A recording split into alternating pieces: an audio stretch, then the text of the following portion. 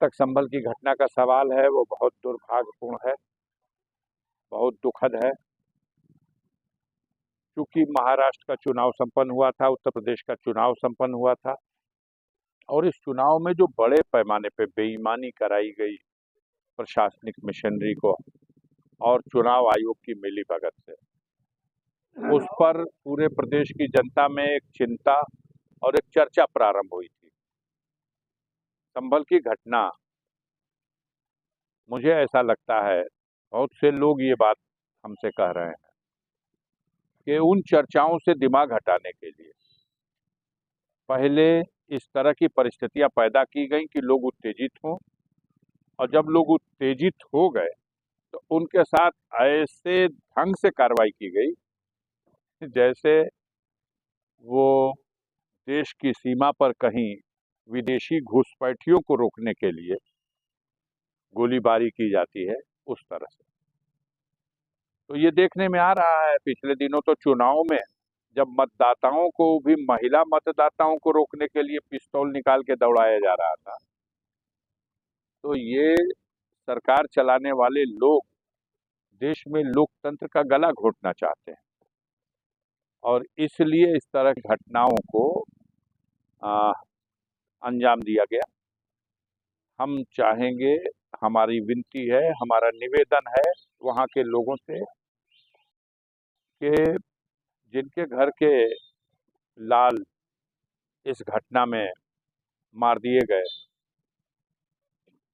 उनकी तो जान चली गई और न जाने कितने लोगों की दुकानें जला दी गई, गाड़ियां फूकी गई, सारे तरह का जो तांडव हुआ और फिर लगातार जारी है। दिन में मार्च और रात में घर में घुस करके महिलाओं तक को नहीं बख्शा जा रहा, कई महिलाओं को भी पकड़ के जेल में डाला गया। माननीय माता प्रसाद पांडे जी उत्तर प्रदेश में नेता प्रतिपक्ष हैं और इस हैसियत से जो सरकार की कार्य प्रणाली के विरुद्ध तमाम सवाल खड़े हो रहे हैं और पीड़ितों से मिलने के लिए और वहाँ की असलियत धरातल पर देखने के लिए वो वहाँ जब जा रहे हैं तो रोका जा रहा। माननीय सर्वोच्च न्यायालय ने जो कुछ कहा है और जितना फटकारा है, लेकिन बेशर्म लोगों को तो कभी शर्म ही नहीं आती और आए दिन मनमानी करने पे आमादा है। अब तो ये लोग प्रशासनिक मशीनरी का दुरुपयोग करके न्यायिक सेवा में बैठे हुए पदाधिकारियों को भी धमकाने, डराने और अपने दबाव में लेने और अपना मनचाहा कार्य कराने के लिए विवश कर रहे हैं। ये देश के लोकतंत्र के लिए बहुत बड़े खतरे का संकेत है। समाजवादी डेलीगेशन को रोक दिया गया। ठीक है, डेलीगेशन रोक दिया गया, फिर डेलीगेशन जाएगा, फिर डेलीगेशन जाएगा, कहाँ रोक सकेंगे? और अभी जो अधिकारी गोलियां चलाने के बाद भी वहीं जमे हुए हैं और चुरुक रहे हैं, इन सबको खामियाजा भुगतना पड़ेगा। ये अंतिम सरकार नहीं है,